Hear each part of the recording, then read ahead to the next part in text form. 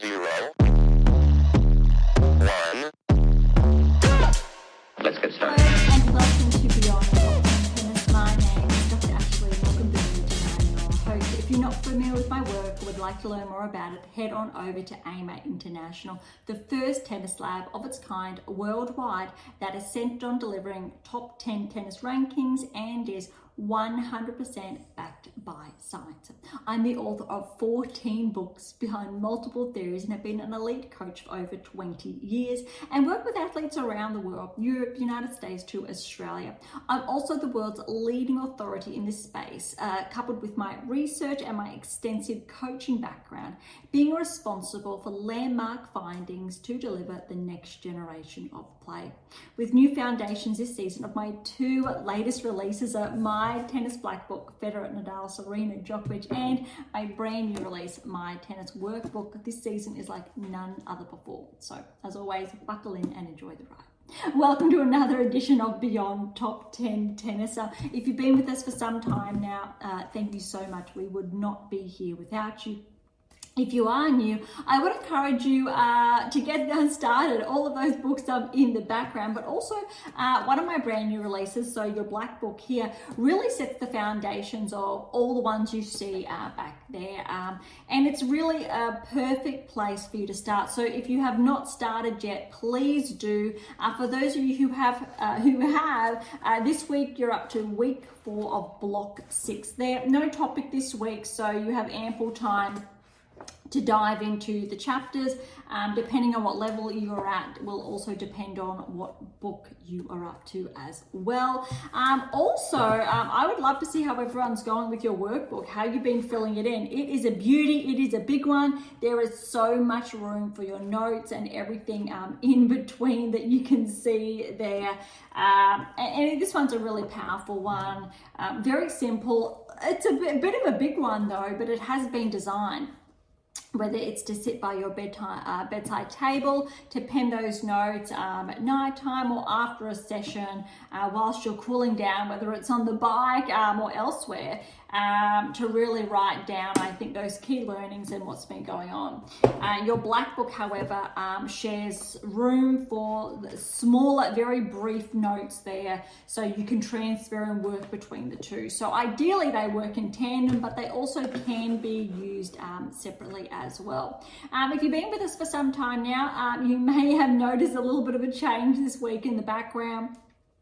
Just mixing things up, and I did say this a few weeks ago, trying to find, I think, that perfect space that allows, I think, better access for the screens that we're after as well, or for me to be able to share, I think, all of those key insights with you a little bit more easily streamlined.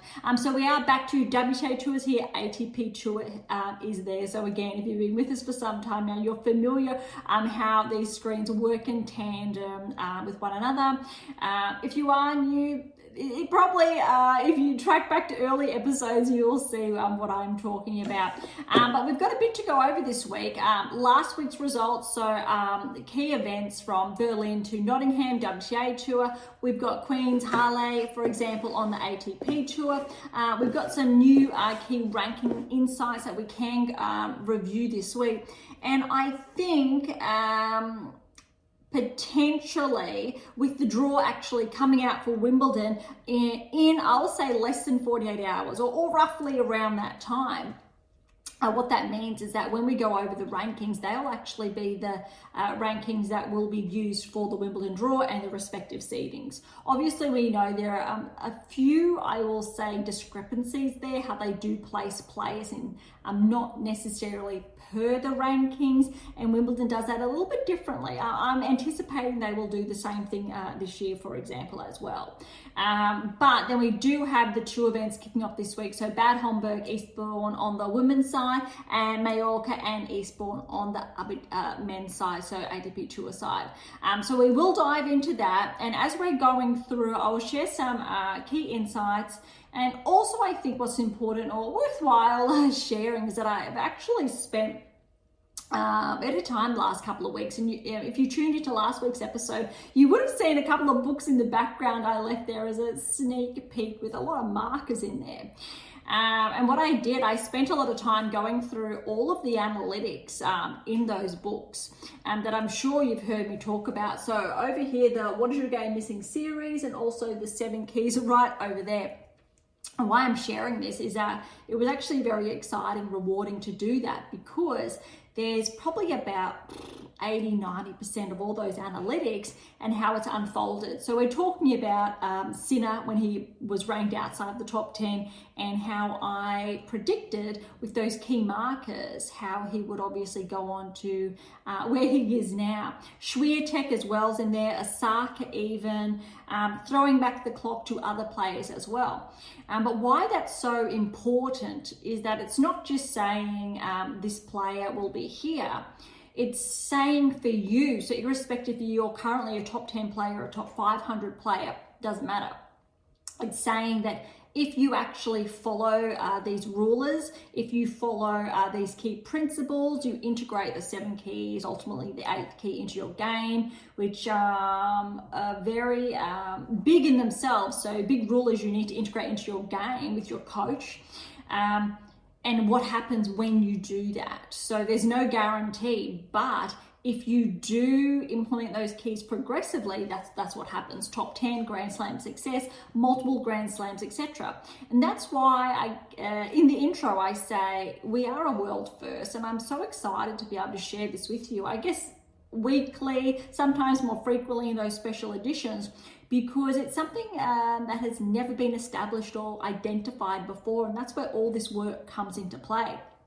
It's that whole pathway to develop that top 10 tennis ranking, but more as well. So if you are currently ranked 80 in the world, there's a reason why you're struggling to shift forward. So in these books, for example, we have players that were ranked, say, around that 80 in the world ranking range 5 to 6 years ago, and some of them are still there or they never shifted. And we know why, how their game didn't progress with those key markers. We can look at players that were around that ranking range and then progressed. Pegula, for example, I predicted a couple of seasons ago when she was ranked inside the top 30, I think it was around 25 in the world, what would happen to her game, how she would be able to ascend inside the top 10. It was a huge if she was able to do all the markers I wrote down specifically for her game exclusively. So all of these markers are per player exclusively. So I think the results speak for itself. Number 3 in the world, and she's been inside the top 10 for a number of seasons now. So it's really about what happens, what you as a player are capable of if you integrate these key aspects into your game. And I've said this before, so a lot of you would have seen, or if you've been watching other players, top 10 players on tour, how a number of the top players have data people in their corner crunching the numbers. I can't be more clear by saying this is very different, very different. What you see those players or those analysts doing is that they're looking at the percentage points where the player to opponents are predominantly looking at their shots, etc., the placements, the percentages for their serve, weaknesses in that moment in time, for example. This is different. This is exclusively about your game, what you have specifically or full control of with your coach. And it's about, if you integrate these aspects into your game, what your opponent's doing will not stop you. Yes, depending if they've got the same rate of success as you do with these key technical metrics, for example, that's where those, we'll call it sister data areas come into play. But there's a very big stopgate, if you like, between the two. And when you follow or integrate those keys, so the 7 keys and the 8th key into your game collectively, essentially we're looking at reaching the pinnacle of play where you can almost be unstoppable. What's really interesting, for example, is that Swiatek had a higher rate of application in these areas over Sabalenka last season. This season, when you're really just looking at the data, Sabalenka's actually leading the way. So it shows why we've had a bit of a regression for Swiatek's ranking. We can look at Sinner Alcaraz. Alcaraz having a bit of regression. Sinner really leading the way, and then Alcaraz picking up that pace. You can look at Djokovic, why he's able to hold essentially his ranking inside the top 10 without playing as much as other players. Same with Zverev, for example, the longevity inside the top 10. Players outside the top 10, why that's the case. It is incredibly profound. Danielle Collins, for example, last season, I spoke a lot about how she'd be rejoining the top 10 before she did do this, and how she was able to maintain that top 10 ranking for most of the season. Also why there was that regression. So I think probably at least there's 90% of top 10 players, how we've been able to share those analytics, why and why they would be entering the top 10 if they maintain their current trajectory.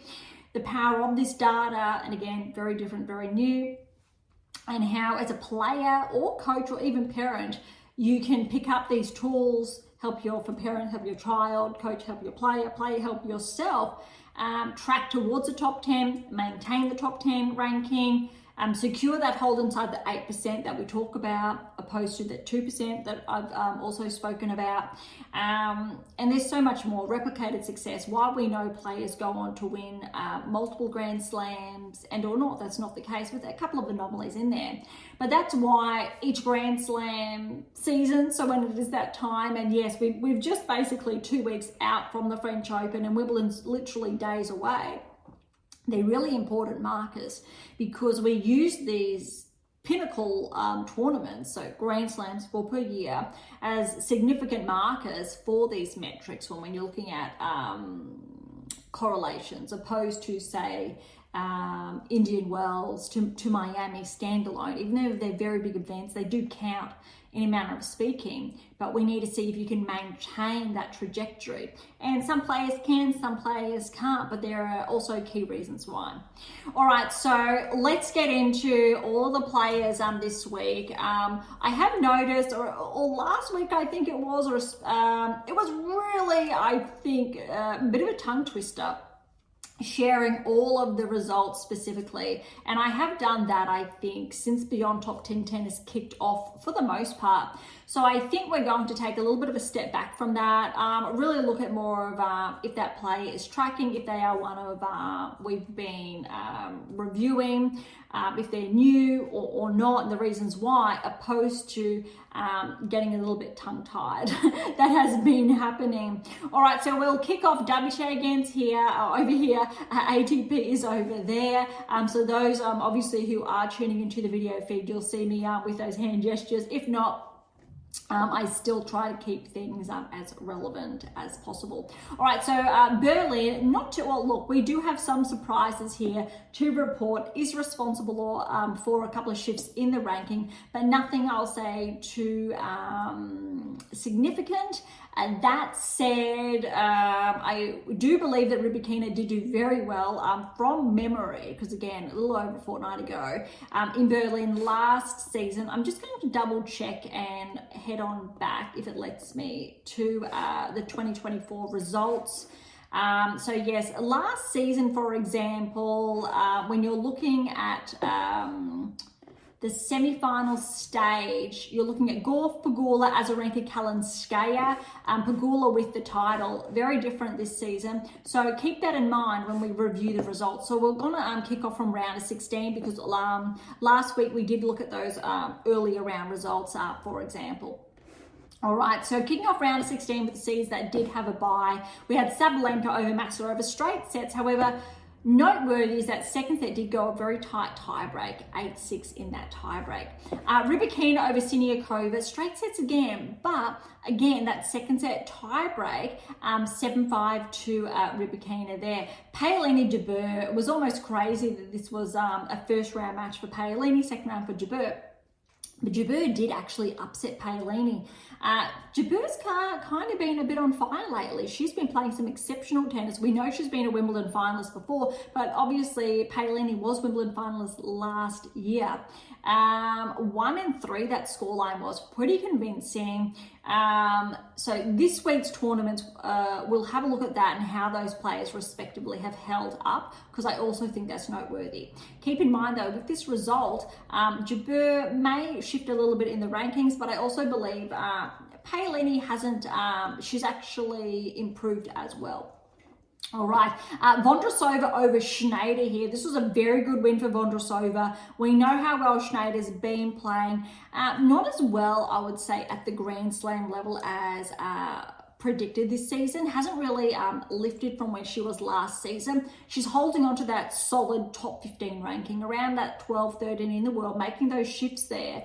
Not quite that level of play to shift it into the top 10, not yet when you're having these early round results. In all fairness, Vondrousova grass, we know she's won Wimbledon before, really finding momentum again in her game. She's struggled with a number of injuries, probably in most recent seasons as well as this season. Huge rankings regression, but that does not correlate with her level of play in any way, shape or form. So it is a bit of an anomaly in that respect. So that was a 3-setter there. Anisimova did get that win over Fretch, strong 3-setter there. I think Fretch is going to be maybe underrated come Wimbledon, because pushing Anisimova, who is in red hot form, to 3 is a very good indicator. Upset here, Samsonova over Pegula. And we've just shared that Pegula is the defending champion. Losing first round, but also note when we do review the rankings that she's still firmly at 3 in the world. So that has not really shifted. Doesn't necessarily correlate, but let's see how Pegula goes out, obviously at Wimbledon. I'm looking forward to, again, those key Grand Slam metrics are very, very pivotal, setting that player up. Obviously, falling early here is not the best sign, but let's see if she's in action again this week and if we can get some more markers there. Right, Badosa got the win over Navarro. This was very impressive. What's really noteworthy is Badosa was 10 in the rankings and Navarro 9. They've switched places this week. So this was neck and neck. I think a very tough first round match. Look, first one set went to a tie break, 6-3 in the second. Gauff over Wang. That actually wasn't the case. Wang, oopsies here, Wang upset Gauff is what I meant to say. And look, 3-3. Not convincing, because again, really potentially there's only a break of serve per set. Whether that was the case or not, I'm not too sure. But Wang, I think, look, she's already a top 50 player. She's 23 years of age. Yes, because of her result here, she has progressed up the rankings. It was great. But that said, I think she's been underrated for some time now, purely because she hasn't had those deeper results at the Grand Slam level consistently, like her, I'll say, countrywoman Zheng has obviously done. Really, I think that blew up in a good way last season. So I also think Wang potentially one to keep an eye on for the second half of the season, because we're essentially, Wimbledon really marks the second half of the season. So that is going to be quite interesting to see if there is some tracking over the next couple of months. All right, that wraps up all the round of 16 results. Quarterfinals, Sabalenka Rybakina. Sabalenka got the win here, but this is really important. To me, this shows Rybakina is going to be dangerous. We know Rybakina has won Wimbledon again as well. Look at this scoreline. 7-6, 8-6. 3-6, 7-6, 8-6 again. That's neck and neck. Essentially, there's just a break of serve in that second set. That's a very, very positive indicator, I'm going to say, for both of those players, but more so Rybakina with how she's been playing. Sabalenka, yes, on those cutthroat points, but we also saw how well Sabalenka played in those tough pressure points, if you like, against Swiatek at the French. All right, Vondrousova and Jabeur. Look, Jabeur's obviously was probably the favoured player with how well she's been playing, but Vondrousova, she's just finding that form, rewinding back to 2-3 seasons ago when she was playing some of her best tennis, 6-4, 6-1. Huge. Samsonova has upset Anisimova. That's actually a big upset, I'm going to call it, 6-1, 6-1. Anisimova, I'm going to say she's had a big couple of weeks, but this was very good for Samsonova. I'm curious to see how well Samsonova does track and potentially she does secure that round of 16 berth at the championships. Badosa, Wang just blew Badosa away in that first set 6-1. Then unfortunately Badosa did have to retire. Not too sure if she's in action again this week. Hopefully Badosa's healthy for the championships. Semi-finals, we've got Sabalenka, Vondrousova, Samsonova, Wang. Sabalenka is the only seeded player to make the semi-finals. Just to put that into perspective, how many upsets there were in those earlier rounds. So Pegula, Gauff, Navarro, Badosa out. Just for perspective, obviously they're the ones that were seeded. Vondrousova, Sabalenka, first semi-final. I absolutely love this. Why? Because again, Vondrousova's playing that best tennis that we know she's capable of. Physically, she hasn't been able to because of, I'll say, those ailments, those niggles that she's had. Playing healthy, 6-2, 6-4 over Sabalenka. Sabalenka, who has to be the informed player this season. She's earned that #1 ranking. 2 Grand Slam finals, back-to-back. Of course, even though she fell at the final hurdle to Keys, Gauff respectively, she's still making it all the way, and she still had really impressive results between. She's switching from where I will say Swiatek was this time last year almost. So Sabalenka, she's actually red hot form, and that's going to be really interesting if it's too much. And it does kind of hold her back at the championships, or it's enough. She's really hit the sweet spot this time around, and she does progress. Keep in mind, Sabalenka didn't play Wimbledon last year, so she's actually got the potential to secure a lot of points potentially. That said, if Sabalenka actually loses first round, her ranking is not going to shift. So that's actually really interesting, and I think it's because last year it was something to do with her rotator cuff, and then she was obviously able to recover after a few weeks out, for example. All right, Samsonova, Wang was the other semi-final, and Wang, she's just playing some of the best tennis of her life. That's great to see. 6-4, 6-1 over Samsonova. The final, Vondrousova, Wang. Look, I actually think this final potentially was underrated for both players going in there. Sure, both unseeded. Yes, Vondrousova, former top 10 player. I think this time last year was still ranked inside the top 10. Wang, however, would have gone into the final really as the underdog, not expected really to push it to 3. It went to 3 though, and it was very, very close. Look at this first set tiebreak. 12-10 to Vondrousova. Then 4-6, third set 6-2. So yes, Vondrousova did run home a little bit in that third set. Huge win, I think, for all performance for both players. But Vondrousova especially, that's really shifted her back inside the top 100. Absolutely, she belongs there. Vondrousova, when she's playing this level, she deserves to be ranked inside the top 20. We just need to maintain, I think, her to be healthy. All right, so the winner of Berlin from last week, Vondrousova runner-up is Wang. All right, over to Nottingham. So just for perspective, Berlin is a 500, so that will actually impact the rankings. Nottingham, however, is a 250, just to put things into perspective. All right, Haddad Maguire here was the first seed, and she actually fell to Kessler in the first round. And second seed is Torsen. She did get through that first round, even though we only discussed, I'll say, some of those first round results last week because not all were complete. We're going to kick off with the round of 16. All right, Kessler over Zhu, straight sets. Balta, a 3-set tough win over Cartel. Look, I've spoken a bit about Cartel. She is actually flying under the radar. What I like about her, she's playing the same type of tennis we saw that Lulu Sun did last season, and that big run. I want to say it was sort of the Wimbledon quarters, semis, let's say quarters last year. That was really solid, but well done, Katie, to push through there.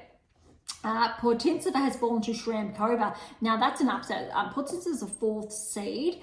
Very good win there for Shramkova in 3 sets. Noskova over Jones. Yes, Noskova I feel like is finding some of that form she had last season when she had that breakout round of 16 at the Australian Open, and she defeated Swiatek in the 3rd round along the way.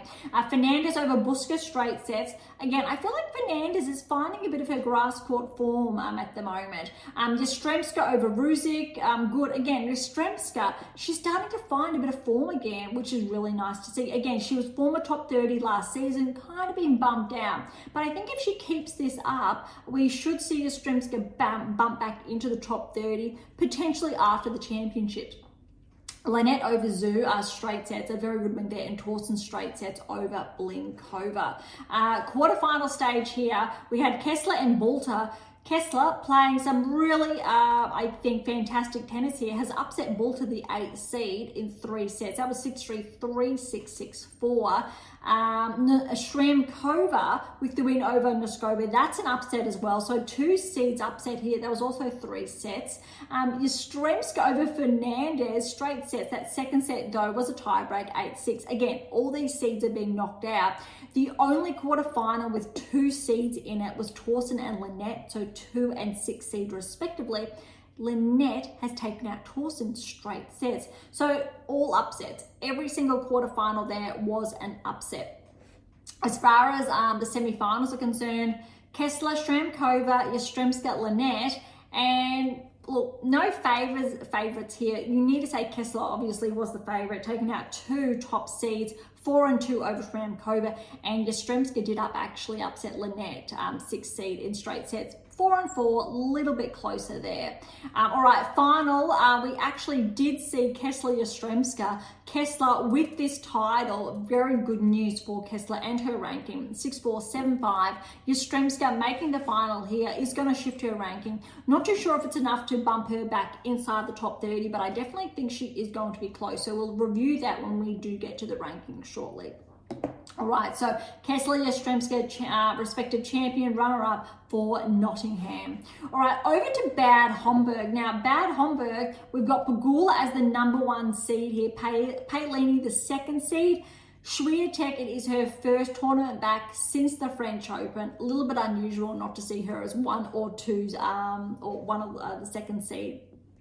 I believe she is, I want to say, the 4th seed, yeah, and 3rd seed is Ondreva. So it really highlights, I think, how those rankings have shifted, but it is also a little bit odd. All right, so we will, starting first round here, top 4 seeds do have those buys, however. All right, kicking it off with Siniakova. She's got a very good win over Kudermetova here. Straight sets, but 7-6, 7-5.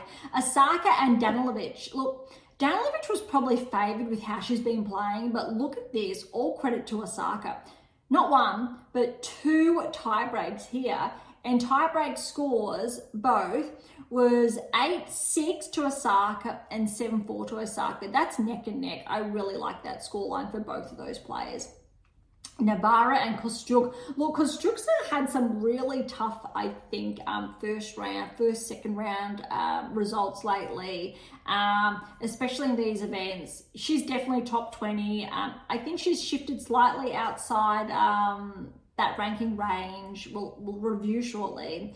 But Navarro, I think this was a good one because especially after the French, not really living up to those expectations. I believed Emma made the quarterfinals, I want to say, at Wimbledon last year. So she's got a number of points to defend on the grass.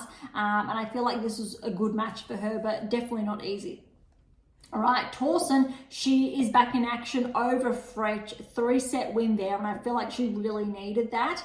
And I think she's been tracking this season. I think give Torsten another 2 seasons and potentially top 10. She is one of those younger up-and-coming players. Noskova, good win over Tomljanovic, straight sets. Schneider and Vekic meeting in the first round. They met in last year's final. Just for perspective, Schneider's a seeded, Vekic is not. But remember Vekic's huge run at Wimbledon last year. I believe it was the semi-finals, and that was a huge cutthroat match. I believe it was over or between Paolini, who just scraped through, just from memory. I think I'm right, but I could be wrong. So flagging that. But Schneider actually fell, so Vekic got the win here, 6-3, 6-3. Alexandrova, good win over Benchik. I feel like Benchik's level slightly dropped the last couple of weeks. Let's see if it's going to pick back up for Wimbledon or it settles back down and then she peaks again for the hard court season, obviously. Really just around the corner once the championships have been finalised. Putintseva Sakkari, look, there was a bit of noise around here. Maybe a little bit of not the best sportsmanship going on, but Sakkari, she actually managed to get through over Putintseva. Obviously, Putintseva would have been the favoured player, but well done to Maria. 7-5, 7-6, 8-6 in that tie break there. Understandably, probably both players. There's a bit of a heated discussion there. And with that, I would say that final or that tie break, that's a tough one. Azarenka, good one over Seidman, 2-2. Curious to see if Azarenka finds some form on the grass again. We've got Svitolina over Mertens, straight sets. It's great to see how versatile I think Svitolina's game is. And remember, she had a really good run at Wimbledon last year as well. Haddad Maguire over Kruger, straight sets. Fernandez, straight sets over Maria. So remember, it was actually 2 weeks ago now, Maria actually won the Queen's Championship. Bit of, I'll say, a downer, falling in the first round to Fernandez, but she's just gone from such a huge high. Let's see if she peaks again for Wimbledon. All right, that's all first round matches. Round of 16, we have the seeds in action. Pegula getting through over Siniakova, 2-3. Navarro, very, very good win over Osaka, 6-4, 6-4. Look, I'm sure Osaka's a bit disappointed in that, but I'm going to say that's a good result there. All right, we've only got some of the round of 16s done, so we will see Andreeva and Tauson face off, Noskova Vekic, Alexandrova and Sakkari. The winner of that match we'll touch on shortly because they're going to play the winner of this one, Swiatek and Azarenka. Swiatek again, first match back on the grass, 6-4, 6-4 over Azarenka. I like it. I was a little bit nervous, but I like that for both players. Swiatek finding, I'll say, her ground. I really want to see if she gets a couple more matches under her belt to really gauge if she's positioned in a more positive way for the championships to go, I'll say, further. Or maybe that's not the case yet this season. Azarenka, though, to be able to hold the line 4-4 with Swiatek, I like that. Yes, she's probably going to have a bit of a regression in the rankings, but I think if the draw paves out for Azarenka, maybe not. She's going to need a little bit of luck here. Maybe she could be a little bit dangerous, and I'd really love to see that for her. All right, and then we've got Svitolina and Haddad Maia. They're going to face off. The winner of that is going to play the winner of this one, Paolini Fernandez. And you heard me say how well Fernandez played almost last week. This goes to show how she's been picking up her form on the grass, because Paolini, again, she needed this win after going out early. I want to say it was to Jabeur the previous week. 7-6, 7-6 to Paolini. 2 tie breaks again. 10-8, 8-6. So that was neck and neck. Fernandez, well done, pushing, I'll say, Paolini that far. But let's see if Paolini can really hone in her game in time for the championships. Is she informed to maybe make the final again?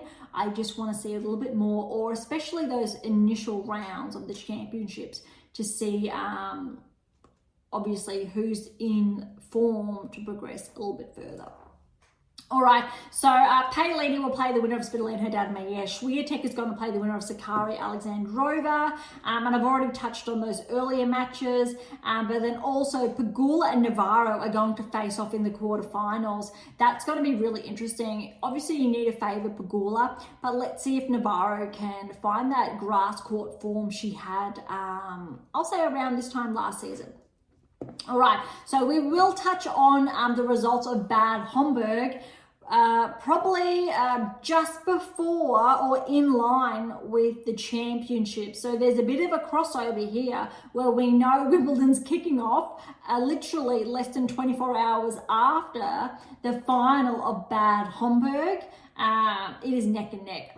Actually, looking at the dates, this one is meant to finish slightly earlier. So it is a shorter event, it looks like.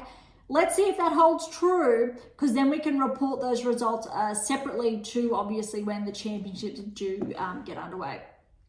All right, the other event that's on this week on the WTA Tour is Eastbourne. Also clarifying, Bad Homburg, it is a 500. Eastbourne is a 250, so similar order as obviously last week. For perspective, first seed here is Kazakhina. And Krejcikova is the second seed. Again, Krejcikova is the defending Wimbledon champion. All right, big upset, I will say, first round. Lulu Sun, we haven't really seen much of her the past season since peaking at Wimbledon last year. She's upset Kazakhina first round, 7-5, 2-6, 6-3. I love that for Sun. And this is great. This is perfect timing. Let's see if she can get a little bit of momentum here and hold that through come Wimbledon. Buskova has fallen to Blinkova. So Blinkova with the win there in 3. This is an upset. Mega Joint, the up-and-coming Aussie. She just keeps going from strength to strength. I am so impressed with her game. I think she's still 18 years of age. Again, I've touched on she was going to play in the NCAA last year, just after the US Open, decided to go pro, and now she's almost pushed inside the top 50 in the world. That's a huge accomplishment. I don't think Australian tennis has actually seen a player at this age peak like this since maybe Sam Stosur. But I think Stosur was maybe a little older. Ash Barty peaking was a little bit older. Yes, she peaked in doubles. Dokic maybe could fall into that category. That's a while ago now. I feel like I could be forgetting something. Yes, we've seen it on the men's side, obviously, with Hewitt, etc. Those who are wondering why I'm rambling about Aussie tennis, Beyond Top 10 Tennis is based in Australia, although I do hold or endeavour not to be biased. All of my work it's global, it's international, so I was not honed in on Aussie players, and I've talked about that, why previously. But very good win for Joint over Jabeur, 5-2. Has to be undoubtedly one of the best wins of her career. Raducanu, a very good win over Lee. It did go to 3. First set was a tiebreak that went to Lee, and then Raducanu picked up. I'm curious to see how she goes in the second round because she's got Joint next. And that's going to be a very good, I will say, gauge for where both of those players are at. Birrell's actually upset Kennan in the first round. That's a huge win for Kimberly. She's a local Gold Coaster, really just finding her form in the last 6 months, peaking inside, I'll say, the top 100, top 80. Very solid, especially Kennan's been in, I'll say, some good form. 6-4, 6-4 there. That's a very good win. Pavlyuchenkova got through over Tomova. Look at this scoreline. 6-1, 6-7, 5-7, 7-6, 9-7, neck and neck. Really happy for Pavlyuchenkova because she's kind of fallen off form. She's been a bit unwell, but that's a solid result. She will have Birrell next round. That'll also be quite interesting. All right, Rakimova over Cocchiaretto, 3 sets there. Stearns, good win over Zhu, straight sets. This is a bit disappointing because Yastremska had Lynette, the 5th seed. Yastremska keeping that form from last week, but unfortunately Lynette did have to retire. Yastremska was up 4-2 in the second. Hopefully Lynette's good or healthy for Wimbledon. Jones, I'm going to say that's an upset over Minen, straight sets there. Iala, I'm actually going to call this an upset as well over Bronzetti, 0-1. Great to see Iala, I'll say, transition between hard, we've seen her, clay, and now the grass. We know she's obviously that up-and-comer, caught our attention when she got that win over Swiatek around in March. Hasn't really been tracking, but still noteworthy to keep an eye on her.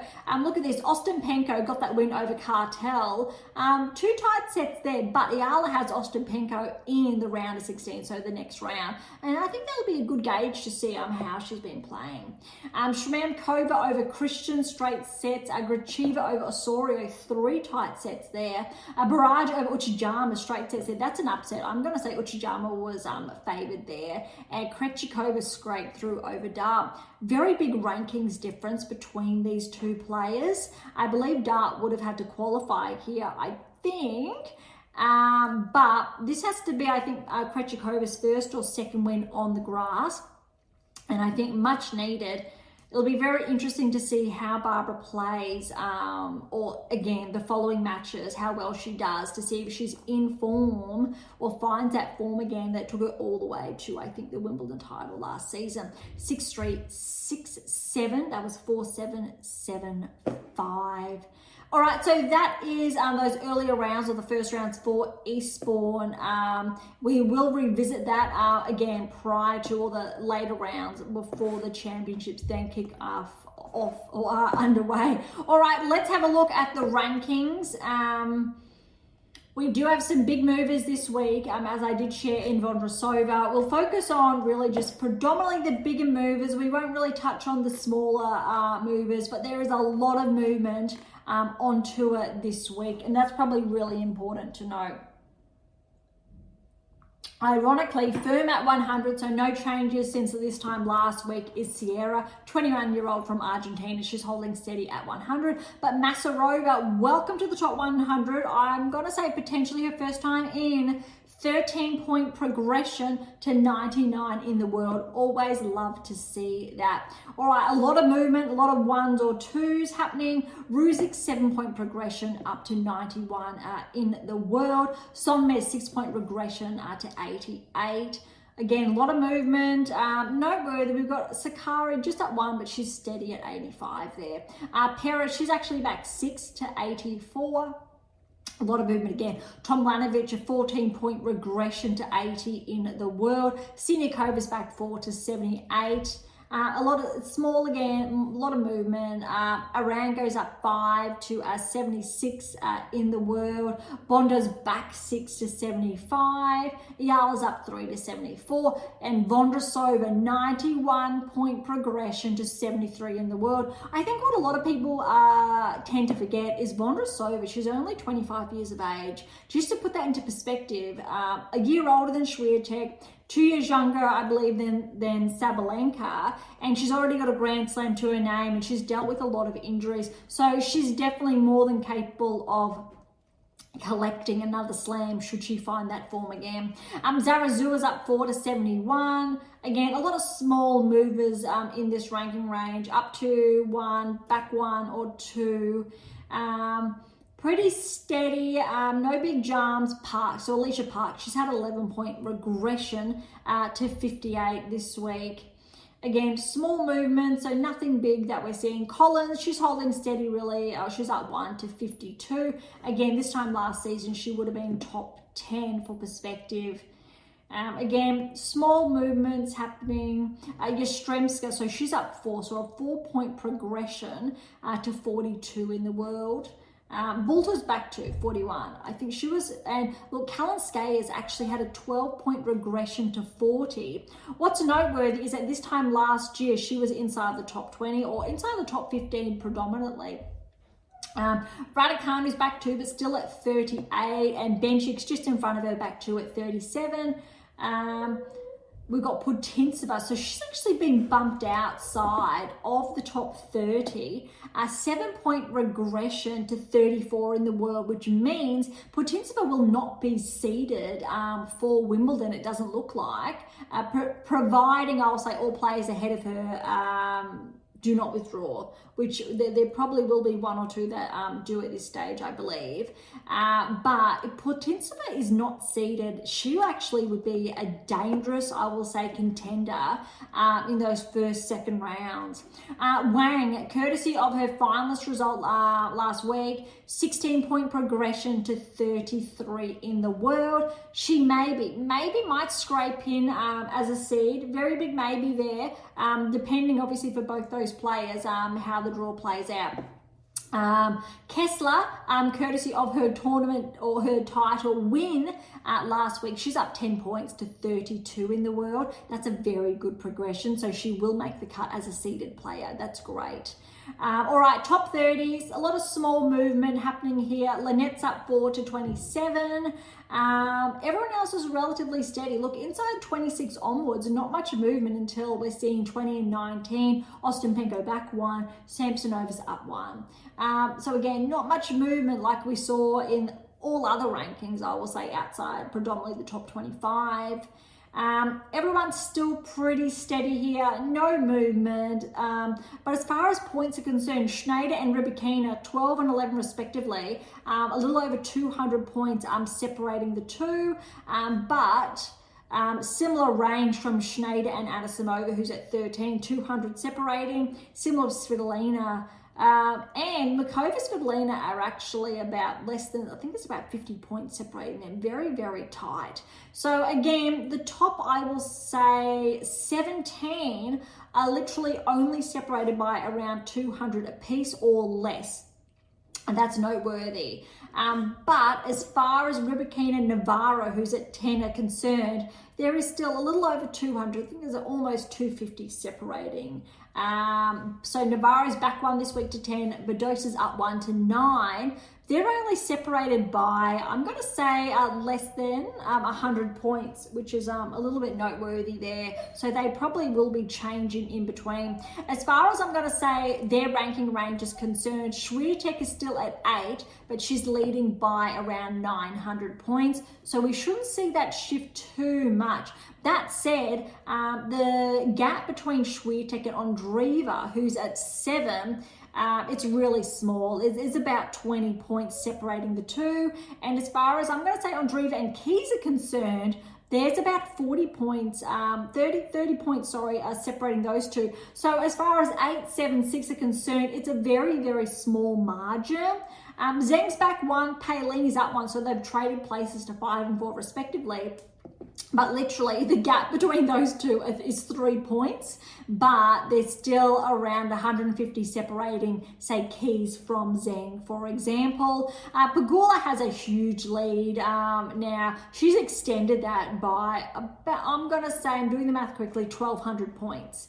A little bit more than that. So probably, most likely, Pegula is going to hold on to that. Gauff is actually less than 2,000 ahead. And then we've got Sabalenka. She's solid. She's run home. Almost has that 4,000 point lead.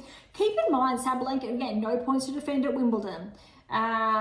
Paolini, though, if she does lose points at Wimbledon, so if she doesn't make the finals there, she's still most likely guaranteed to hold on to that top 10 ranking. That probably most likely will be the case. So we kind of very similar to Swiatek's points and how well Paolini did last season as well. We probably will see a bit of a shift going on in, I'll say, this time in 3 weeks when we review, I think, what's been happening there. But these look like our firm seeds that will be underway. It'll be interesting to see how the draw does play out. But because Swiatek has bumped back to 8, that means we will potentially see from the quarterfinals, not the semifinals like the French, from the quarterfinals onwards, Swiatek bumping into Paolini, Pegula, Gauff, or Sabalenka, and that is going to be tough.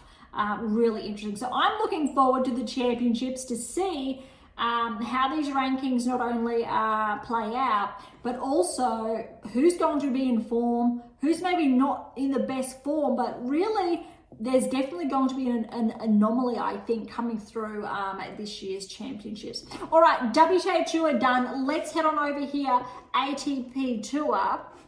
Let's kick things off with, I want to say it is Queens. So Queens was underway, HSBC Championship. So yeah, Queens last week. So just a gap between obviously when the women's did, we talked on that last week, is the men's this week. We did touch on Alcaraz as the number 1 seed. Second seed was Draper. We did go through, I'll say, some of those first round results last week, so I won't redo. Kick off with the round of 16. Alcaraz, again, first match back, I believe, since obviously winning the French Open. 3 sets win over Manar. He was pushed though, but that was, I'm going to say, a good match, first match back. Very, very close nonetheless. I can't overstate that. Rinderknech over Opelka, 5 and 6, very close. Rune, good win over McDonald, but he was pushed to 3. Bautista Agut upset Menzik in the round of 16 in 3 sets there. That is a big upset. Lecheka over Diallo. Let's remember Diallo's been in really good form. He has been tracking this season. Lecheka, though, he has actually been very stealth, very underrated this season, and I think he's actually going to be a bit of a dark horse, potentially Wimbledon. He may very well make his breakthrough round of 16, I think, potentially at the championships. And he may be dangerous if he's not seeded, but I think after Queens, he definitely will be seeded. Fernley over Moutet, so that's in 3 sets there. Nakashima over Evans, straight sets, and Draper over Popyrin, but this was tight. That 3rd set there, Draper got in a tie break, 7-5, neck and neck. To me, that says Popyrin potentially could get a round of 16 at Wimbledon. Let's see if he can do that. I actually think Alexei, with his serve, may very well be able to, but we did see, I will say, some gaps in his game during the French Open. So I'm not too sure. I don't want to put anything set in stone, but I still do like that from Draper. All right, moving on to the quarterfinals. Alcaraz, a bit more convincing now, straight sets over Rinderknech. Rune has been upset by Bautista Agut, turning back the clock. We know Bautista Agut, former top 10 player, but literally from, I think, 5, 6, maybe 7 seasons ago, but 3 sets win there over Rune. I'm not too sure how Rune's going to go at Wimbledon. That's going to be interesting. So we don't have too much to go off. I'm not too sure if he's in action this week. Let's see. Lecheka, straight sets over Fernley. Draper, 3 sets over Nakashima. So Draper's been pushed back to back, 2-3 sets. A little bit more convincing here, but still very tight 3-setter, which actually makes sense because look at this semi-final. Alcaraz, Bautista Agut, Lecheka, Draper. Alcaraz 4-4 over Bautista Agut. That's close. That's actually closer than I would have anticipated. And Lecheka has upset Draper in the other semi-final. Another 3-setter for Draper, so he's had his time on the grass, but 6-4, 4-6, 7-5, really close, but that's actually a very solid win for Lecheka. Lecheka got through relatively smoothly compared to Draper. That's 3-setters back to back, which means for the finals, Alcaraz holding up his end of the bargain as the number 1 seed. Lecheka having his breakthrough. Look at the scoreline. 7-5, 6-7, that's 5-7, neck and neck. 3rd set, Alcaraz really pushed through, 6-2 there. I'm really impressed, not only with Alcaraz finding that form on the grass, but Lecheka, to me, that's a really positive sign for Lecheka going into the championship. So for Queens, we've got Alcaraz as the champion, Lecheka runner-up. Right, over to Halle, and look, we've got 2 500s back-to-back. So Queens is a 500, and Halle is a 500 as well. Sinner, the number 1 seed here, and Zverev as the 2nd seed. I'm going to skip over the first round. We had a look at some of them last week, but let's start at the round of 16. Sinner and Bublik. So this is a repeat of, what was it? I want to say the semi-finals. Could have been the quarters. Well, let's say the semi-finals of the French Open. Would you believe Bublik actually got his revenge? So Sinner, he got through, no bias here, which I think is good for the top seeds to get more of those, more matches under their belt. But Bublik upset Sinner, 3-6, 6-3, 6-4. What I like about that is that it went to 3 sets. Sinner still got some matches there, but what this actually shows, Bublik, he's dangerous on grass. Didn't really know he was dangerous on the clay, but we know that now. Really finding that form that actually had Bublik I think it was about 18 months ago, he was actually ranked inside the top 20. Then he had a bit of a steep regression, but with how he's been playing from the French to now, that is, I think, Bublik's going to be a dark horse for the championships. I think, fortunately for a lot of the top players, Bublik, with this result, will be seeded for the championships, and I think that's a very good aspect there, because I think Bublik is actually going to be dangerous, and we could actually see him in the round of 16 and not be that surprised if he pushes through to the quarters. That could be interesting, but we don't have too much data to go off as far as Bublik's concerned, because he hasn't really been tracking the last 12 months. Really just now he's finding that form that got him inside the top 20. So that's actually going to be quite interesting to see how that paves out. All right, Makak, straight sets over Marazin. Echeveri's upset Rublev in 3 tight sets, in all fairness. 6-3, 6-7, 7-6, and that third set tiebreak 8-6. So look, very close. Potentially would have preferred Rublev in straight sets. So I think Rublev, obviously it is correlating with him being pushed outside the top 10, but maybe with less pressure being inside the top 10, maybe we do see Rublev make some ground. Not too sure, but I still want to leave that open. Kakanakov, 3-set win over Ogor Lismay. Kakanakov, he has been tracking lately. I think it's almost expected at this stage with how well he's been playing that he does stick to a round of 16 at Wimbledon. I'm not going to be surprised if he does do that. He's definitely capable, and then let's see how the draw paves out. Michelson's upset Tsitsipas in straight sets, tight 7-6, 7-5. With these type of results, Tsitsipas is correlating with his current ranking.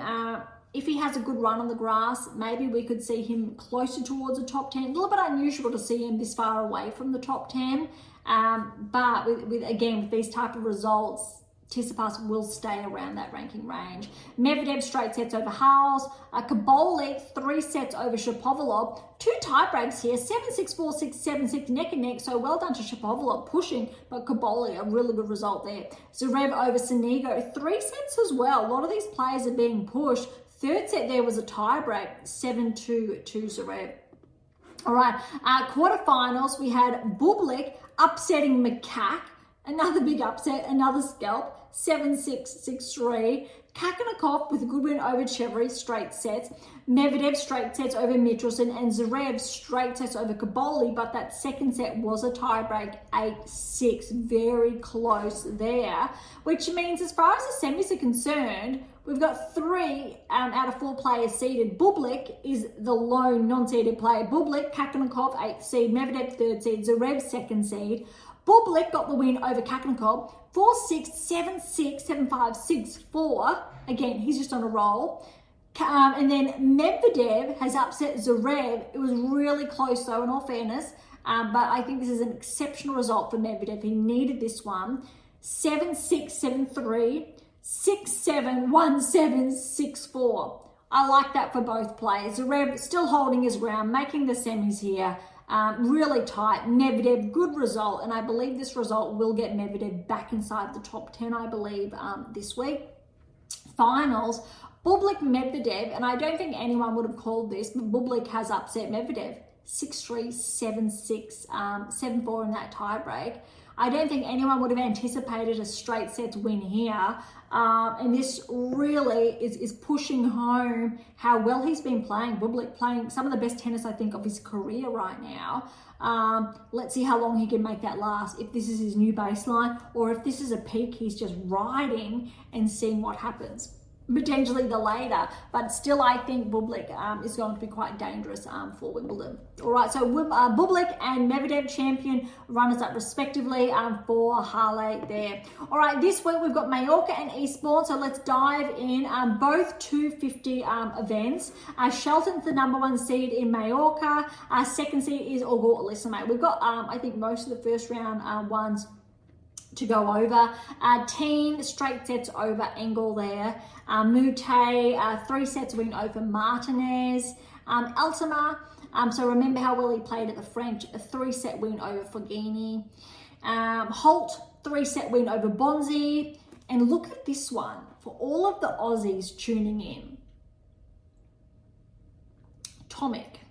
Now, beyond top 10 tennis, I am based on the Gold Coast, Queensland, Australia.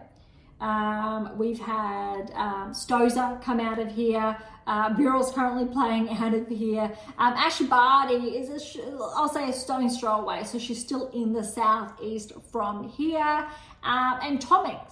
So a lot of people may not be familiar with him. He's a local. He was an up-and-comer. He was, I believe, he got a career high inside the top 20 probably about 9 years ago now. Then he had a very big regression. He actually qualified, and he's ranked 250 something in the world. He went all the way out to 800 in the world, and now he's actually qualified and got a first round win over Rinky Hijakta, who's a top 100 player ranked. 3 sets, 3-6, 7-5, 6-2. And I do say that, so if you are again curious about or wanting to head towards that top 10 ranking, Beyond Top 10 Tennis or AIM International is in probably one of the best hubs in Australia. I'm a little bit biased there. All right, Bautista Agut, keeping that form, 3 sets win over Echeverry with how well he's been playing, and Diallo, who's upset. I'm going to call this, well, not quite an upset. Munar played some really good tennis at the French, but Diallo, again, he's been tracking 7-5, 6-3 over Munar. Dejeri over Boo, straight sets. Quinn qualified, and he has a straight sets win over Carabelli. We've got Mueller.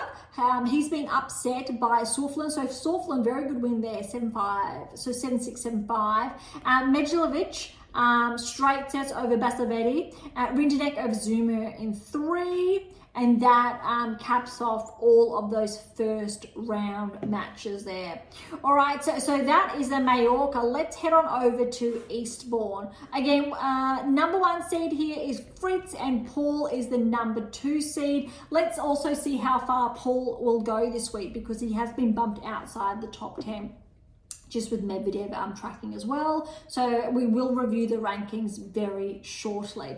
All right, so looking at those first round results, we got Fonseca over Berge, but this was really tight, that first set. Berge got that first set in a tie break, 10-8, brutal, but then Fonseca, he got those next 2 sets, 6-love, 6-3. Very curious to see how well Fonseca performs at Wimbledon, but without a doubt, I think he's going to be probably a bit of a dangerous first round contender there. All right, Giron, straight sets over Darderi. Fernley, straight sets over Kaboli. That's a very good upset for Fernley. We've got Opelka. Good win over Lofhagen, who's a qualifier, but look at this scoreline, 7-6, 3-6, 7-6. Opelka could be a bit of an underdog there. Let's see. I'm not going to be surprised if Opelka pushes through to the 3rd round of the championships.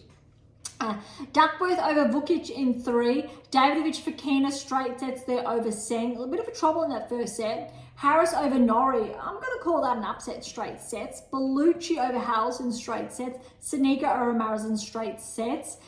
Borges, 8 seed, 3-set win over Pennington Jones. Brooksby over Komisana, straight sets. Evans over Kekmanovic. That's a bit of an upset. I'm going to call that 3 sets there, 3-6, 6-4, 6-4. Evans will play Paul in the 2nd round.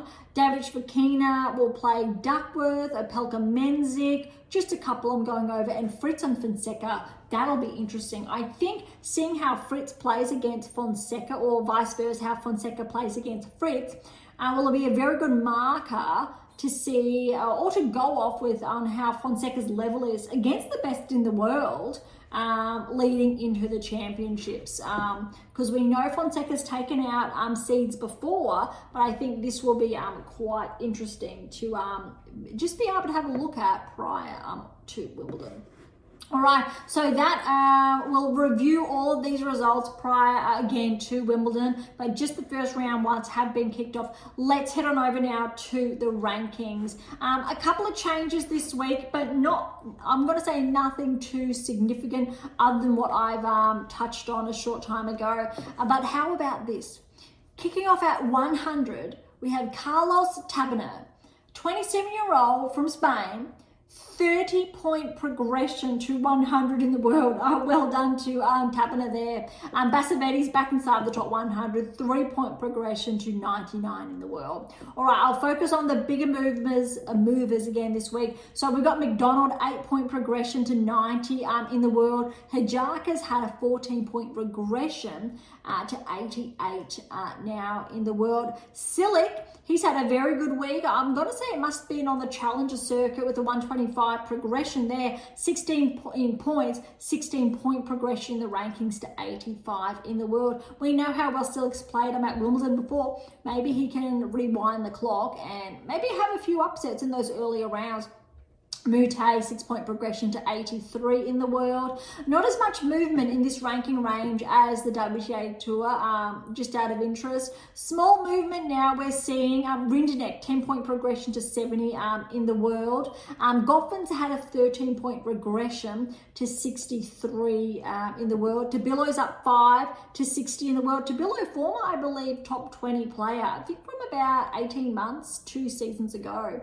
Altima's back 7 to 59. Small movement. Moonark's up 5 to 54. Echeverry, 10-point progression to 53. Fernley, 9-point progression to 51 in the world. Fernley, 23-year-old Brit, I think he started the season around the Australian Open ranked around, I'm going to say 90 to 100 in the world. So he's actually been tracking quite well, almost breaking inside the top 50. Very, very close. Potentially next week we will see Fernley inside the top 50. A lot of movement now, but very small. The 1s, 2s, the 3s. Thompson's back 8 to 45. He did peak last season. I want to say it was last season, potentially beginning of this season, inside the top 30, but has slightly regressed. Bautista Agut, I think this has to be one of his ranking highs in the last probably 2 seasons. 8-point progression back up to 43 in the world. Hercax has taken another hit, a 10-point regression to 39. Curious to see how well Hercax is going to play on the grass, or if he's actually going to play. Hopefully he does and he's healthy to play, because we know his game has historically performed quite well on the grass. We know he really broke onto the scene with that win over Federer. I think it was around a 16 from memory a number of seasons ago. Well, it's a while back now. But it'd be great to see Hercax back inside, I'd say the top 20, because we know this time last year he was inside the top 10 and he has taken a bit of a hit. Bit of movement now, but again, nothing substantial. Quarter's back 5 to 31. Quarter was actually on the brink of potentially crossing into the top 20, but that wasn't to be, so he's back outside the top 30 now just. Bublik, 15-point progression to 30 in the world. That's what everyone wants to hear. So Bublik will be seeded for the championships. I think that's a really important one. So he will not bump into any seeded player until the 3rd round. And I think he actually could be a bit dangerous. So that's going to be interesting to see whose half of the draw, whose quarter Bublik does fall on. Shapovalov's up 2 to 29, so he will be seeded. That's, I think, great for Dennis. Former top 10 player as well. Bit of movement. Tsitsipas back 1 to 26. Lecheka, he's up 5 to 25 in the world. So yes, he will be seeded for the championships as well. Just a little bit of movement now. Dimitrov's back 2 to 21. Kakinov's up 3 to 19. Kakinov's really been holding on to, I'll say, that top 20 ranking for the most part of the last 18 months. Fields is back 1. He has already announced that he won't be playing Wimbledon, I believe. Not too sure how many points he has to potentially defend at the championships. So it'll be interesting to see if he does hold on to his top 20 ranking or not. Looks like he will. There is a good 500 almost point gap between himself and Menzik, who's just behind him at 17. Rudd's up 1 to 15. And look, Paul's, he's had a bit of a hit, so a 5-point regression this week. So he's bounced out of the top 10 to 5, or 5-point regression to 13 in the world. Tiafoe's up 1, hasn't even been playing, so 12. Alex again's up 1, or Diminor to 11. Separation though between himself and Shelton, it's actually grown to almost 100. I think there's about 95 points separating de Minaur from Shelton. We know with the championships that could change just like that. Top 10's pretty steady. Shelton's firm at 10. Like I've just said, Medvedev back inside the top 100 at 9, top 10. Top 10. I got getting a little bit excited. So he's back inside the top 10 to 9 in the world. Brune's actually up 1 to 8 in the world. So that's a bit interesting. If he holds that seed for the championship, his draw potentially will favour him to make the quarters. That'll be interesting. It could be a very big breakthrough for Rune. There's about a little over 100 separating Medvedev and Rune. Mazzetti has a bit more of a gap. Even though he lost a chunk of points the past week, he's still 600 points ahead of Rune at 7 in the world. Djokovic then, he's back 1 at 6, but still a bit of a gap. So there's around 500, a bit less between himself and Mazzetti. Fritz is back 1 to 5 because Draper is up 2 to 4 in the world. Draper and Fritz, however, are separated by 15 points. It is that close. Kind of like Paolini and Zhang. Similar ranking range, actually identical to a WTA Tour. So that's a little bit interesting. But again, really the top 3 have separated themselves, similar to the WTA Tour as far as points are concerned. Sinner, even though he's dropped points, Alcaraz is gaining. How's this? A little over 1,000 points are separating Alcaraz and Sinner. That said, Alcaraz does have points to defend at Wimbledon. Zverev's obviously behind. That gap is growing, 3,000-ish almost points there. That's actually very, very steep. But that's interesting. Sinner doesn't have as many points. I'm not too sure. Something tells me Sinner didn't play Wimbledon last season, but maybe he did. I feel like he did. It was Sabalenka who didn't. But Alcaraz has more points to lose in this respect than Sinner. So that's actually quite interesting there. If Sinner performs quite well, he could extend that lead. And again, it doesn't look like the margin's going to change much unless Draper, say, wins the championships. And that would be huge, obviously, for UK tennis or for British tennis. He probably will stay firm at 4 there, or he won't break into the top 3 is what I mean to say. Similar, obviously, Fritz, Djokovic, anything can happen, I think there. Djokovic may lose some points. We know he made it to the final last year, but even if he does, Djokovic will still, he's firmly going to hold on to his top 10 ranking either way. So that is, I think, all the rankings done. WTA Tour, ATP Tour. I'm very curious to see how this week paves out the later rounds of both 2 events on the respective tours to see if which players are going to go into Wimbledon slightly peaking or not.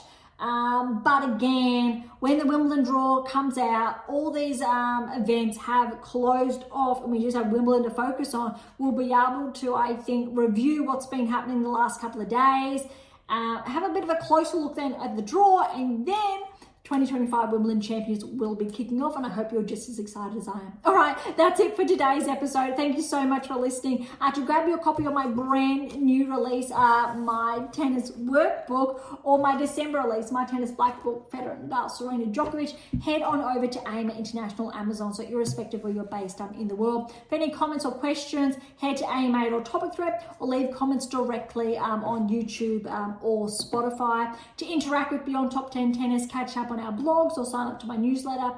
All links are in the episode notes, as well as how to access Pink Octopus books to Spruik. And if you enjoyed today's episode, please subscribe, like, share, and do all of the above. Beyond Top 10 Tennis exists for you, so please consider sharing us near and far.